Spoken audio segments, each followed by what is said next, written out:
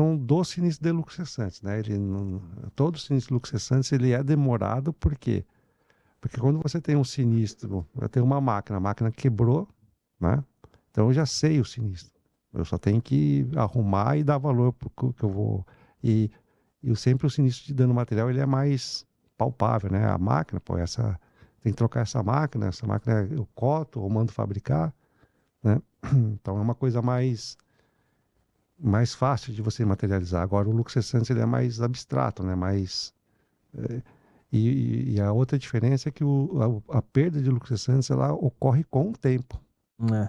Então, eu tenho que aguardar passar aquele tempo para poder liquidar o sinistro. Não tem como. Se o cara tem um PI de